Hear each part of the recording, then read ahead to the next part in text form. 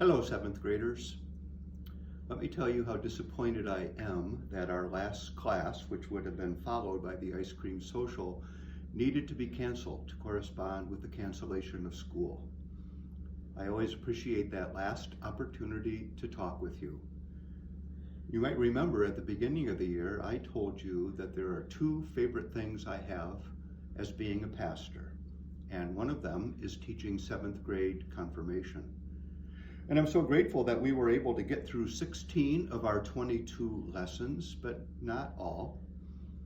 And we were cut short before we even finished a very important lesson on God being able to raise life out of the ashes.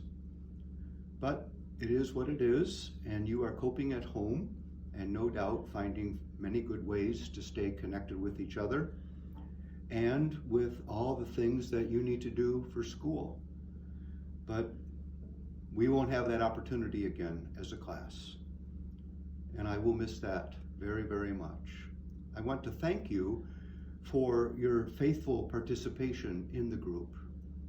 I want to thank you for your willingness to show respect to your adult leaders as they led you through the second half of each lesson, answering questions based on the text from the Hebrew Scripture.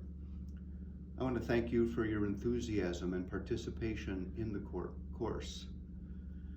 But most importantly, I want to thank you for what I did not ask of you, but I am now, had we met last Wednesday, which would have been to tell you that the sub-theme for the 22 stories you should know, the title of our course, is How to Honor God with Your Life.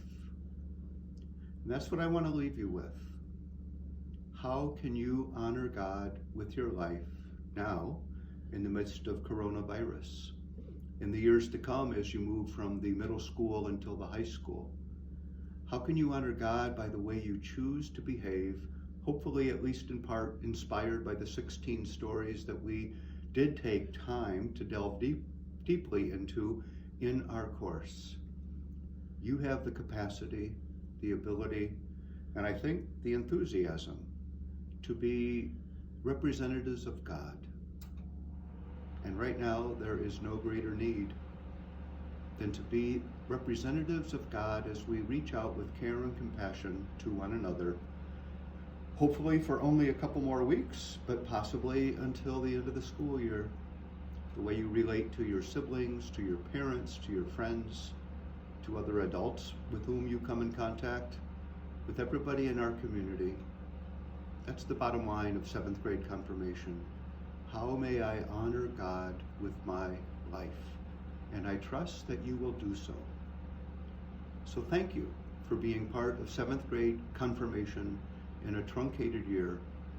Thank you for being disciples of Jesus.